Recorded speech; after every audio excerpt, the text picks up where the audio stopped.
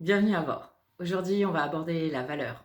Quelle est la valeur qu'on va se donner sur un marché, surtout quand on essaye de devenir coach, thérapeute ou se mettre sur Internet, on va dire vendre ses services sur Internet.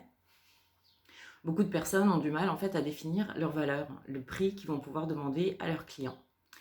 Donc la question en fait à se poser déjà, c'est qui on est. Qui on est par rapport aux services qu'on va offrir, qu'on va proposer. Donc quelle est ma spécialité? Quel est mon niveau d'expertise? Depuis combien de temps j'exerce dans ce domaine? Parce que quand on est coach, thérapeute, qu'on veut se lancer en ligne, il faut d'une manière ou d'une autre réussir à créer une relation de confiance pour que les clients, ceux qui vous correspondent, puissent vous contacter et être sûr que c'est avec vous qu'ils veulent travailler. Travailler, se transformer, peu importe la raison pour laquelle ils vous joignent. Donc, quelle est ta valeur? Ta valeur, elle se définit, comme je disais, par ta spécialité, ton niveau d'expertise, depuis combien de temps tu le fais, quels sont les diplômes que tu as eus dans ce domaine, ou quelle est l'expérience professionnelle, on va dire, tu as 10 ans, 15 ans d'expérience dans le domaine, qui justifie le fait que tu proposes tes services en tant que coach ou thérapeute. Ça, c'est vraiment essentiel. Après, il faut aussi se souvenir de combien ça t'a coûté de te former, parce que ça fait partie aussi du prix. Donc, je ne sais pas combien de diplômes, de certificats tu as passé, combien ça t'a coûté, combien ça t'a coûté en temps, combien ça t'a coûté en énergie, en argent, en investissement personnel, et le fait d'avoir mis en application toutes les ressources que tu as apprises. Parce que ça aussi, ça se chiffre. Ce qui se passe très souvent, c'est que quand les gens passent des certificats en tant que coach ou thérapeute, il n'y a pas, enfin, j'ai pas encore vu sur le marché, peut-être que ça existe, mais en tout cas, il n'y a pas encore de personnes qui t'apprennent à te vendre, qui t'apprennent à vendre ton service, sachant que ça n'est qu'un échange. C'est-à-dire qu'il faut démystifier aussi le fait qu'on demande de l'argent en contrepartie d'un service rendu, parce que dans le marché de la création d'entreprise, soit on vend des produits, soit on vend des services. Alors, pourquoi quand tu vas acheter ta baguette de pain, tu autorises la boulangère ou le boulanger à te demander 1 euro, 2 euros, 10 euros en fonction de tout ce que tu auras pris chez lui? Ça peut être même plus si tu prends des gâteaux, si tu commandes des pièces montées, etc. chez le pâtissier. Donc, tu autorises quelqu'un à te demander un prix par rapport à un produit. Le service, par exemple, le contrôle technique de ta voiture, c'est un service. Ok. Donc là, tu autorises la personne, clairement, à te demander un prix et à payer le prix demandé. Voilà, sans trop te poser de questions. Ok, tu vas juste faire une étude de marché, tu vas juste sonder un ou deux ou trois si jamais tu trouves que le premier à qui t'a demandé était vraiment trop cher. Tu vas commencer à regarder un peu autour ce qui se fait et si tu te rends compte que finalement il est dans la gamme des prix et que tu le connais depuis longtemps et que tu lui fais confiance, tu vas aller pour le même prix ou un prix similaire, tu vas aller vers la personne en qui tu as le plus confiance. Même si c'est plus cher. En général, c'est la confiance qui fait prendre la décision d'achat. Entre autres, la qualité. Quelle est la qualité de ton service? Ok. Donc, ce qui est important, c'est d'apprendre à se valoriser. Valoriser, c'est pas forcément aller chercher la partie négative de l'ego en se gonflant les pecs, en disant c'est moi le plus beau, c'est moi le plus fort, c'est moi la plus belle, c'est moi la plus forte, peu importe. Se valoriser, ça veut dire apprendre à se donner la juste valeur. Donc, on reprend. On va se demander quelle est ma spécialité, quelle est mon expertise, depuis combien de temps je le fais, combien ça m'a coûté en argent de me former. En plus, il n'y a pas que le prix de la formation ou du certificat en lui-même. Il y a combien de temps ça t'a coûté. Le temps aussi, par exemple, si tu prends, je ne sais pas moi, pour le moment, on va dire 60 euros de l'heure, que tu as passé, je ne sais pas moi, une semaine en formation, un mois en formation, enfin peu importe le temps que tu as passé, tu peux multiplier par ton taux horaire. Tu te rendras compte que tu vas passer de 4 000 euros la formation certifiante à quelque chose qui va vite se transformer en 6 000, 8 000, 10 000. Donc ça, c'est vraiment important. Tu vas faire la somme de toutes les formations que tu as faites. Voilà. Le temps que tu as passé, l'énergie et le temps que tu as passé aussi à expérimenter. D'accord? Donc tu t'es ajusté aussi, il faut que ça te corresponde à 100 Ta valeur, elle va être aussi par rapport, comme on disait, tout à l'heure, à un prix du marché. Est-ce que, tu as l'impression que par rapport à, 3 autres thérapeutes dans le même domaine, tu en sais plus ou tu es plus compétente ou, ta manière de résoudre les problèmes a plus de résultats que d'autres? Parce que tu vas vendre, une transformation, tu vas vendre un résultat. Donc c'est comme ça aussi que tu vas déterminer ton prix. Heu, c'est, enfin, au-delà du problème que tu aides à résoudre, il y a véritablement la transformation de la personne en face de toi. Et c'est une transformation à vie. C'est pas juste, donc c'est une transformation durable et à vie. La personne sera foncièrement différente après avoir eu recours à tes services qu'avant. D'accord? En général, la personne en plus, elle a besoin de trouver une réponse rapidement à ce problème-là. Parce qu'elle n'en peut plus. Voilà, elle ne veut plus vivre cet inconfort. Donc, quel que soit son besoin, toi, tu es là pour apporter une réponse à ce besoin. En général, quelqu'un qui va voir un coach, quelqu'un qui va voir un thérapeute, qu'est-ce qu'il cherche? Il cherche une transformation immédiate et durable. Voilà. Donc, voilà ce que tu vas vendre. Pour pouvoir déterminer ta valeur, il faut que tu définisses aussi ton client idéal. C'est-à-dire que tu peux, on va dire, en fonction de ton domaine d'expertise, en fonction de ta spécialité, tu vas te retrouver avec des clients qui ont des problèmes similaires. Ok? Dans ces problèmes similaires, tes clients vont avoir des profils différents.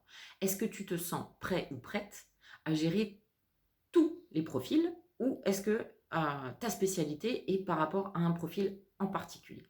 Sachant que si tu commences, ok, surtout dans le domaine de l'Internet, tu trouveras beaucoup plus facilement des clients au démarrage si tu te cibles sur une niche très particulière.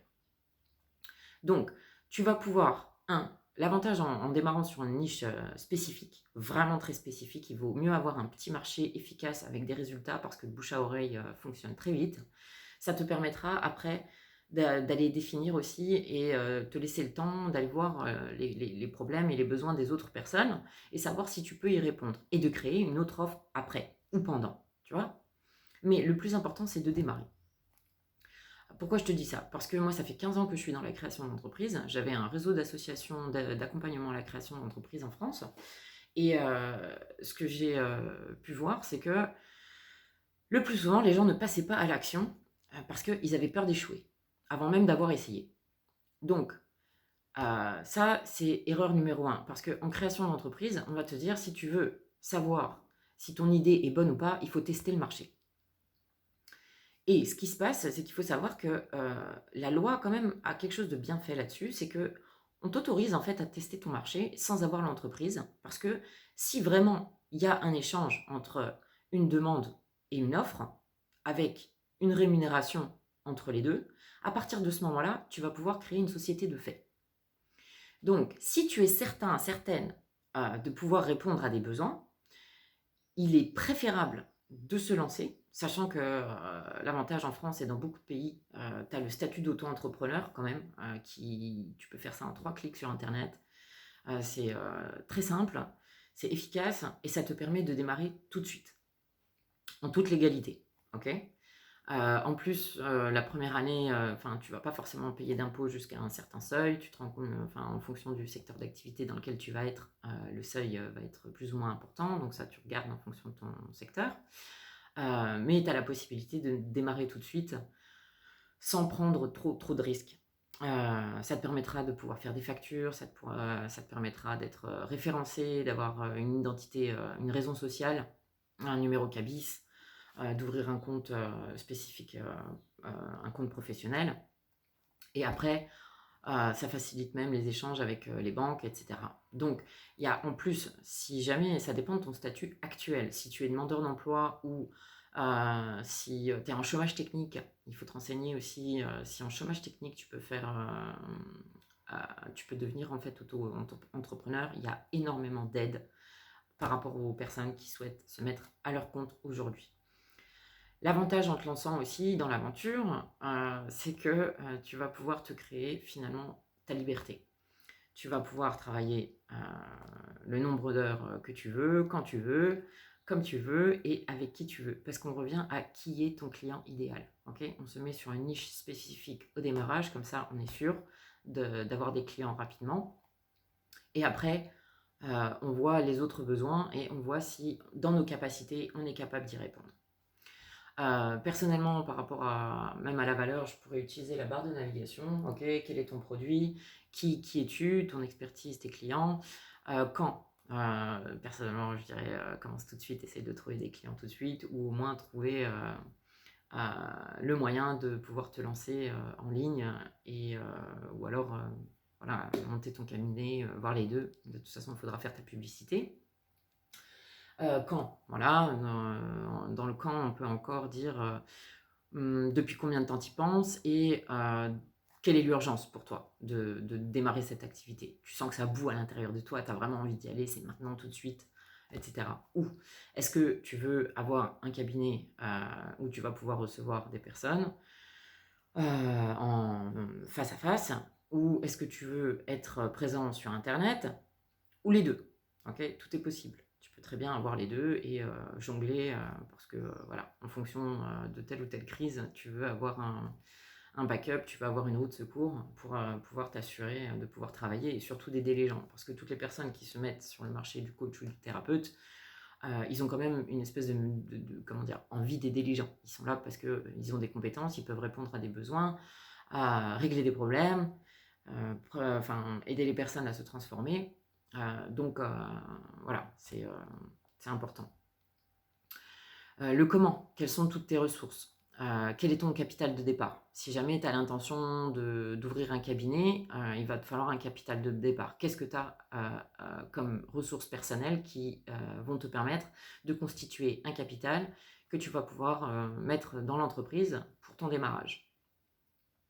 Dans le comment aussi, tu vas avoir quelles sont tes compétences techniques par rapport au fait que tu veuilles devenir ton propre patron. Parce que effectivement, il va falloir apprendre à gérer certaines choses que tu n'avais pas forcément besoin de gérer avant. Donc, quelles sont tes compétences en termes de gestion? Est-ce que dans le comment, il y a les ressources en termes de réseau? Est-ce que tu as un expert comptable autour de toi qui pourrait répondre à tes questions d'un point de vue coût, etc. Statut juridique, quel serait le mieux pour toi? Dans le comment, dans les ressources, il y a les ressources matérielles. Est-ce que tu as déjà tout qui te permettrait d'ouvrir ton cabinet? Ou alors même au-delà du local, il y a aussi la partie qu'est-ce que tu vas mettre dans ton local? De quoi tu as besoin? Est-ce que tu as besoin d'un ordinateur plus puissant? Est-ce que tu as besoin d'un bureau, d'une chaise, de 2 chaises? Est-ce que tu vas avoir une salle d'attente? Est-ce que tu as besoin de matériel? Voilà, tu auras besoin dans les ressources, il y aura la publicité, le marketing. Bon, si tu te lances qu'en ligne, il y a des techniques à mettre en place qui te permettent de te lancer très rapidement. Voilà. Dans la partie locale aussi, il y a une chose très très très importante à prendre en considération, c'est que tu veux un endroit accessible. Il te faut un parking, en général, il faut t'assurer qu'il y ait la possibilité que les gens puissent venir assez facilement chez toi, donc le bus, le train, le métro, suivant là où tu habites. Ça peut être ouais, voilà, le parking, même pour ceux qui viennent à vélo, que tu aies au moins le parc où la personne puisse accrocher son vélo relativement facilement, parce qu'il y a quand même de plus en plus de gens qui souhaitent comment dire, utiliser le vélo pour aller de A à B, ce qui est très bien, hein. Et après, on va travailler le combien. Donc, après avoir répondu à toutes ces questions, ça va te permettre aussi de revenir à ta valeur. Okay, donc, si jamais tu as un local, tu auras des charges à payer, des charges, il se peut que ce soit des charges même salariales pour le local. Donc, tu auras une liste de frais fixes à réaliser et à savoir combien, déjà, pour répondre à ces frais fixes, combien ça va te coûter par mois et par an, parce que tu auras besoin d'assurance, etc. Donc ça aussi, il va falloir l'ajouter. Et après, combien de clients minimum par mois il te faudra pour pouvoir subvenir à tes besoins en fonction du premier prix, on va dire, qui te sera venu à l'idée en disant, voilà, moi je veux bien faire payer tant de l'heure, ou alors je fais carrément payer pour un package de 3 mois à 6 mois d'accompagnement, ou un mois, suivant le niveau de transformation que la personne veut acquérir, hein. Ça peut être une semaine, ça dépend de ton domaine et du service que tu proposes. Et donc en fonction de ça, tu vas pouvoir calculer le minimum qu'il te faut par mois. Après, à partir de ça, il va falloir que tu te dégages un salaire aussi, parce qu'il n'y a pas que les charges fixes, il y a combien toi tu as besoin en tant que personne, après, pour pouvoir vivre. Donc il y a le loyer, oui, du local, mais il y a aussi le loyer. Bon, après le local, on peut en rediscuter. Je laisserai mon Calendly en fait en commentaire. Tu pourras prendre un rendez-vous de 45 minutes, gratuit, pour évaluer en fait ta situation et voir où tu en es et définir un plan stratégique. Parce que sinon, la vidéo, elle va durer 3 heures. Je préfère faire un webinaire là-dessus, ce sera plus simple.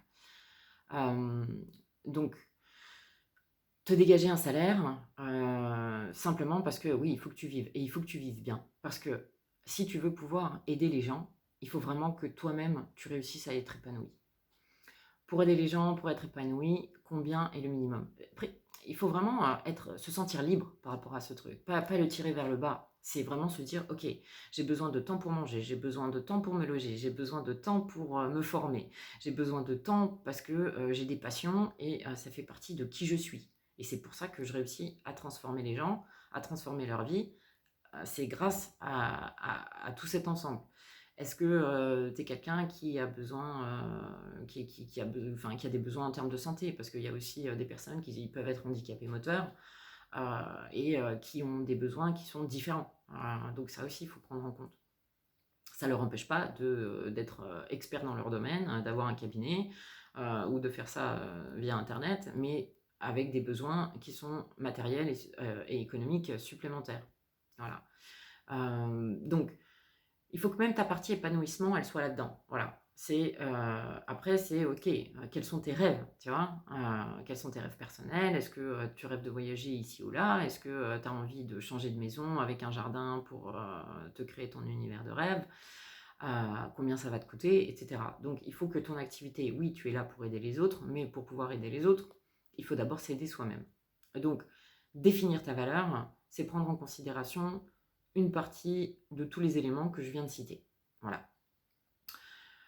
Qu'est-ce que je peux dire? Si le contenu t'a plu, ok, si ça t'aide déjà à te poser de nouvelles questions et à commencer à établir un plan d'action, ben, mets un pouce bleu, ok, like, partage si tu connais quelqu'un qui est dans cette situation, qui a peur de se lancer parce que la personne ne connaît pas sa valeur sur le marché, ou quelqu'un qui voudrait se lancer mais qui ne sait pas comment. Donc voilà, ça permet aussi, je continuerai de poster des vidéos sur comment se lancer, comment lancer son activité, que ce soit une activité en ligne ou n'importe quel type de création d'entreprise, parce que voilà, ça fait 15 ans que je suis dans le domaine. Je peux largement contribuer à la réussite de ce lancement. Et surtout, j'encourage à prendre, à se mettre dans l'action tout de suite. C'est maintenant. C'est vraiment maintenant. Teste ton marché. Si tu as besoin, mets un post sur ta page en disant voilà, est-ce que ça vous intéresserait? Je donne 3 séances de coaching ou de thérapie gratuites. Et ces personnes-là, ben, voilà, elles seront ravies, ce sera le cadeau de leur journée. Toi, tu te sentiras utile, ça te permettra de te tester si tu en as besoin. Et tu peux même demander en fait à ces personnes-là combien elles seraient prêtes à payer pour ce service. Okay, donc ces personnes-là, en fonction du service, tu peux poser même la question 2 fois. Une fois avant, d'avoir donné la session de coaching, et une fois après. Du coup, ça te permettra de savoir à peu près ce que les gens sont prêts à payer ou ce que les gens savent du marché. Ça, c'est juste, voilà, si tu as vraiment besoin, comment dire, si tu as vraiment de gros doutes par rapport à ta valeur. Après, quand on se sent utile, c'est vrai que ça fait toujours du bien et ça aide à se redonner de la valeur également. Tu peux t'abonner à la chaîne, bien entendu, ce sera avec grand plaisir. Moi, je viens de la débuter parce que j'ai jamais eu besoin d'internet avant. Je suis quelqu'un qui a beaucoup voyagé, donc du coup, Je rencontrais les personnes, voilà, dans la vraie vie, pas à travers un écran. Donc là, je me lance, sur internet. Je trouve ça assez intéressant. C'est un nouveau défi et ça me fait aussi très plaisir de pouvoir, du coup, accompagner beaucoup plus de personnes, avec des profils différents. Parce que c'est vrai que quand tu voyages, quand tu es nomade, tu attires un certain profil et du coup, bah, je me sens prête à accompagner d'autres catégories de personnes et je trouve ça, ouais, vraiment chouette. Voilà. Donc bienvenue à bord. J'espère que je t'ai aidé à trouver des éléments pour, que tu puisses apprendre à te valoriser, à te donner de la valeur, à déterminer un prix sur le marché. Plus tu seras spécifique, plus tu pourras augmenter ta valeur parce que, tout simplement, tu vas répondre à des besoins auxquels peu de personnes répondent. En tout cas, pas avec ta manière. Il y a beaucoup de travail à faire sur son ego, de manière positive. C'est, se redonner confiance. C'est, savoir que, l'argent est un moyen d'échange, d'accord? Avant, c'était le troc, mais, imagine si, une personne, pour pouvoir, se soigner, devait troquer sa voiture, contre un soin, voilà. Tu vois? Là, ça te permet aussi de donner, une autre image de comment te valoriser. Si c'était un objet ou une quantité d'objets, enfin, qu'est-ce que ce serait? Pour pouvoir, quelle valeur tu donnerais à ton service de transformation, en fonction de l'objet ou, peu importe, ce que ça peut représenter pour toi. Voilà, je te souhaite une excellente journée. N'hésite pas à poser des questions, voilà et bah, je te dis à très bientôt pour, de nouvelles, vidéos sur le sujet. Voilà, ciao.